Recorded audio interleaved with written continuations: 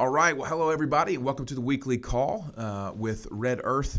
Matt Ham here. Love meeting with you guys and talking with you all each and every week just to kind of check progress and kind of check our minds and hearts at the door and make sure we're moving in a positive direction and making sure that the obstacles that may be there, we've got good practices and mindsets on how to overcome those so we can continue to be excellent in all we do.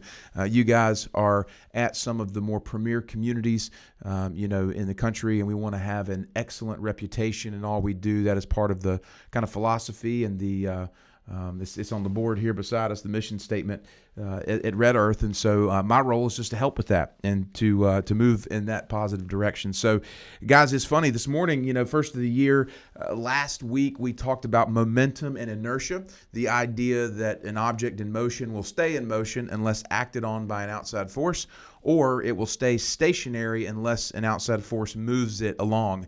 And so that was used as a way to talk about how do we kick off the year, how do we get going, or how do we continue the momentum that we experienced if things are moving in a positive direction. So kind of a two-headed coin there, or a two-sided coin. And I know that we've got folks right now who are operating in great momentum, and also some of us who are kind of getting the ball rolling with a fresh start in 2021. So that's why we approached it that way. This morning I want to talk about, I went back through one of John's sales trainings, kind of a cornerstone teaching, if you will, of Red Earth, of the process that John laid out through his 20 years in the business. And, I know you all have probably sat through one of those sales trainings or actually looked at this, but it was really healthy for me to kind of go back to the basics. And as you know, John talks about kind of a six-sphered approach to how we operate each and every day and how we begin to move toward excellence. And one is the perfect day, and that is kind of establishing, how do we take the day and win it, even if it doesn't mean we have a sale. And we've been talking about that, here recently as far as processes concerned, putting in daily activities. The second thing John talks about is the defined process. That is specific to you guys in the private land sales, private communities, amenitized communities. It's different than general brokerage. We know that. So there's a defined process, and of course that's part of the teaching. Then there's what John calls the closing mindset, building urgency and drawing people to a purchase decision and kind of taking charge of the relationship. There's the attitude, that's the mindset that we take, the culture that we build. There's also creative marketing, doing things that no one else is doing and pushing the envelope forward. And then the final one is goal tracking, knowing where you stand and where you are, or know where you've been, where you stand, and where you're going. And as I was looking through that, one of the things that John spoke about that I wanted to tap into today, and again, I went through those fast, but those are just the six main kind of spheres of excellence that John talks about in how the Red Earth philosophy or the Red Earth approach to this industry is. And so good chance to revisit those. We can unpack them together as we continue to navigate. If there's any specific area that you guys want to focus on, do let me know, and we will do that. But today, I personally needed a little bit of a recharge in my own life from something that's commonly referred to as the butterfly effect. Now, I don't know if you guys have heard anything about the butterfly effect. Maybe you've seen a video on it. There's a lot of different motivational speakers or guys who use it as a great storytelling dynamic. But it felt important and impactful enough for me today because I originally heard about the butterfly effect back in 2006. Yeah, 2006 is when I initially heard about the butterfly effect. And I was actually a sales assistant at Tesoro down in Palm Beach area, Florida, when John was the sales manager there. And I heard it from a gentleman named Andy Andrews, who was kind of a motivational guy. And it revolutionized the way I thought about my day and my life. And of course, I've known it. I've spoken on it. I've taught it. But quite frankly, I hadn't gone back to the well for the last probably 2 or 3 years. And it was interesting this morning because I started thinking about the butterfly effect. So I wanted to speak about the butterfly effect, kind of a refresher course if you've heard it before, but a great thing for us to bring into our focus this week as we re-energize and begin to get the inspiration to continue to move forward as we step into the days and weeks ahead. So the butterfly effect is actually, it started in the 1950s as a doctoral thesis from a guy named Edward Lorenz. Edward Lorenz was a scientist, and he was studying weather patterns and weather phenomenon. And basically, he did two side-by-side weather predictions, one based on the initial condition of the atmosphere, and then one based on a secondary set of data. And what happened is he thought that the model predictions would be dead on accurate, almost identical, and they weren't at all. They were drastically different.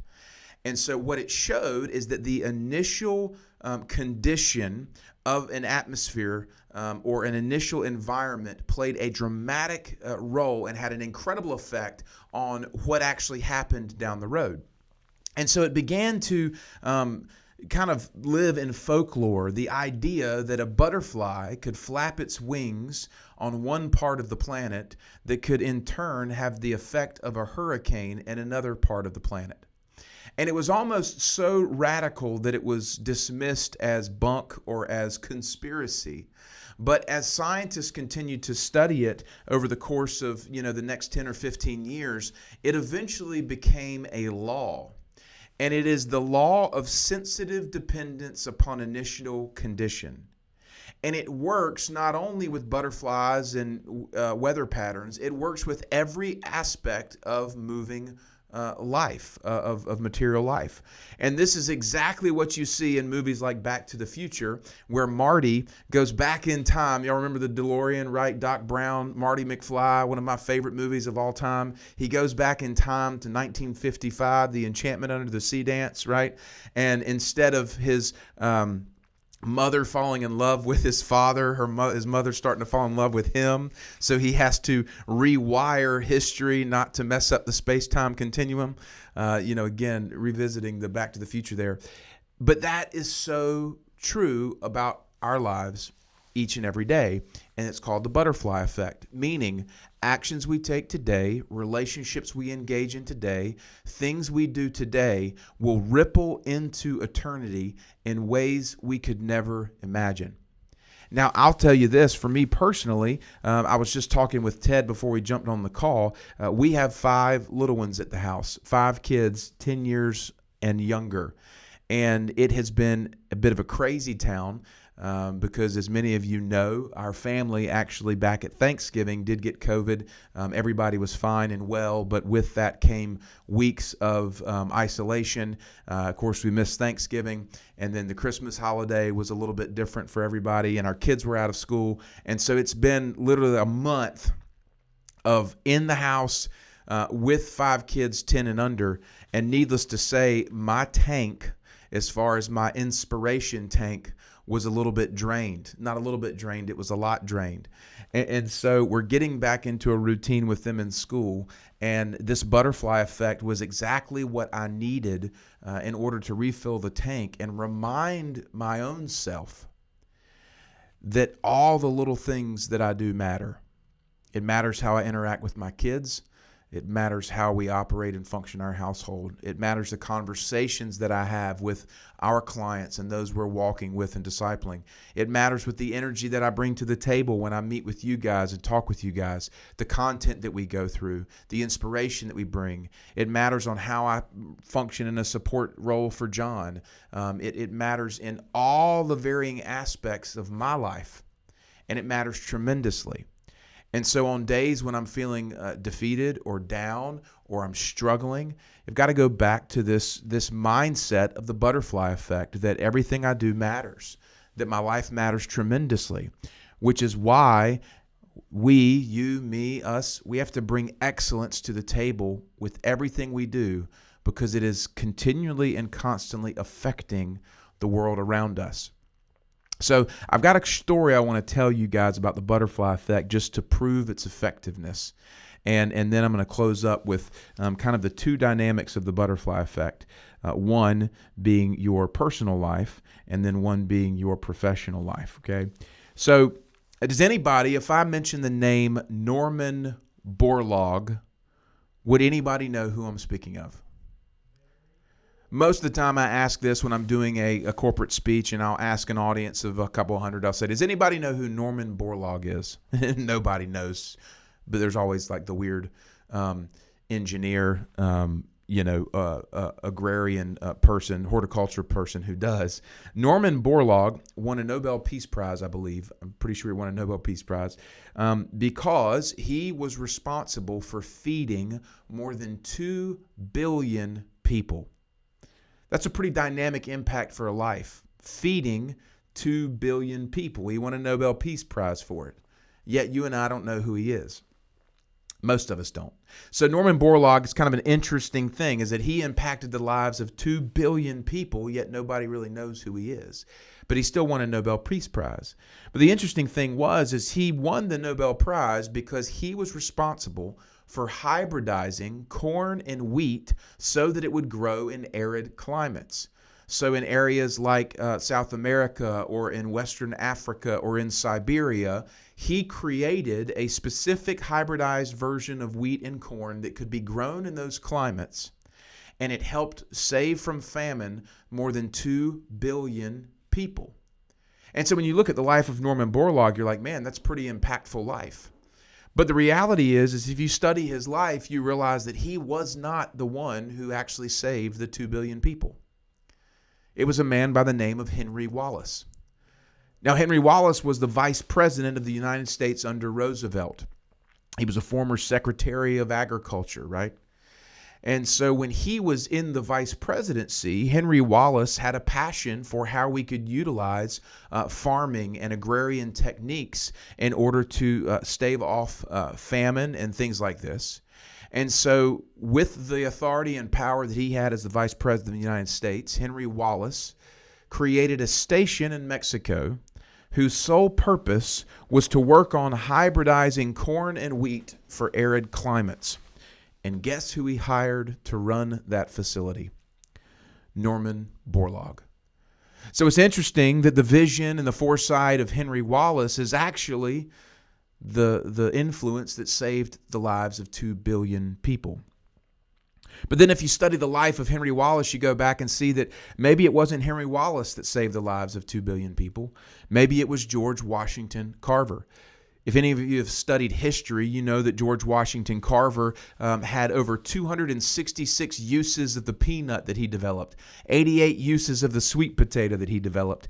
He loved agriculture and seeing how plants and different agriculture could change and transform our life. And he was so ingrained in this and so passionate about it. But you see, George Washington Carver was a student at Iowa State University. And while he was at Iowa State, he had a dairy sciences professor. And that dairy sciences professor had a little 6-year-old son. And the dairy science professor would allow the 6-year-old son to go on botanical expeditions with George Washington Carver. And that's how George Washington Carver began to speak into and encourage the life of a young Henry Wallace. He taught Henry Wallace about the importance of agriculture, the importance of horticulture, and how it could be used to benefit humankind for the good. And so George Washington Carver was flapping his butterfly wings and pouring into the life of this 6-year-old boy who would later become the vice president of the United States and set up a station in Mexico that would hybridize corn and wheat for arid climates, eventually run by Norman Borlaug, that would save the lives of 2 billion people and counting. But if you study the life of George Washington Carver, you go back and you see a farmer in Missouri named Moses who had a wife, Susan. And during this time of slavery, Moses and Susan did not believe in slaves. And yet they had a young lady who lived on their farm with them, Mary Washington. They were very close friends. In fact, Mary Washington was Susan's best friend. But because Moses and Susan did not participate or believe in slavery, it angered those around them, the crazy psychopaths that were so for slavery in the United States. And there was such a group called Quantrill's Raiders. It's kind of a precursor to the KKK. And these crazy people would go around to farms that did not support slavery, and they would burn the farms down as they wore the flour sacks with the eye holes cut out. Well, one night in the middle of January, Quantrill's Raiders came onto Moses and Susan's farm, and they began to burn parts of it down, and they captured Mary Washington and rode off into the night with her. And Moses and Susan were so distraught because they had lost one of their best friends, and even worse, Mary Washington had a 2-year-old son with her, an infant child, who was taken by these psychopaths.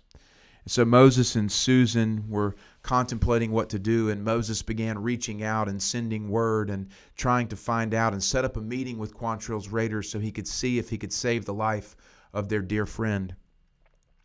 And what happened is Moses did make a connection with Quantrill's Raiders, and they set up a meeting at a crossroads in Kansas, a couple hours north of where they were in Missouri. And so Moses had one horse left on his farm, and he got on that horse in a cold night in January, and he rode 2 hours north to a crossroads in Kansas where he met 4 of Quantrill's Raiders, and he traded his final horse for what they threw him in a knapsack. You see, they had already killed Mary Washington, and in the knapsack, as Moses took off the string, he found a nearly dead 2-year-old infant boy. And he took that infant and he put it inside his jacket, and he walked that baby home. And he promised to raise that son as his own, so much so that he gave that baby George his name. And that is how Moses and Susan Carver came to raise George Washington Carver. So if you think about it, this farmer in Diamond, Missouri, was responsible for saving the lives of 2 billion people and counting, but he never knew it. And so no matter where you are today, and no matter what it is that you are engaging in your life, understand that your life has more impact than you could possibly imagine. And how you choose to act and engage, or how you don't choose to act and engage, is going to have ripple effects into eternity that are beyond your comprehension. And that is why, no matter how you feel, no matter where you are, it is imperative that you believe how much you matter, and you get up every day and you are absolutely and completely excellent at everything you do. Because who knows, maybe your life and some small action today could ultimately be one of the deciding factors of saving the lives of 2 billion people. And so this, my friends, is the butterfly effect, and it is why we do what we do, and it's why our lives matter, and it's why we bring excellence every day. So in thinking through this butterfly effect concept, I want to give you 2 dynamics to consider. One is your personal life. I've said it for years, and I'll continue to say it. You can be professionally successful all day, but if you're professionally successful and personally miserable, those trains will collide at some moment. And so it's important in your life, in your personal life, to make sure that you are taking the small necessary steps that have massive impact down the road. You have to have a firm and solid foundation. It's important to have a great why, things bigger than yourself to pour into.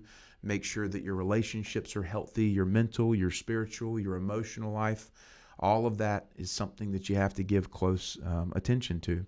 Secondarily, your professional lives, how you bring excellence to the table every day, how you speak to, care for, work with your clients, how you represent the communities that you're a part of, the builders that you're representing, how you engage in the relationships that you establish. You have to do it with excellence every day because it matters. It creates a reputation that long outlives yourself, which I believe is the purpose of why we are excellent in both our lives and in our professions.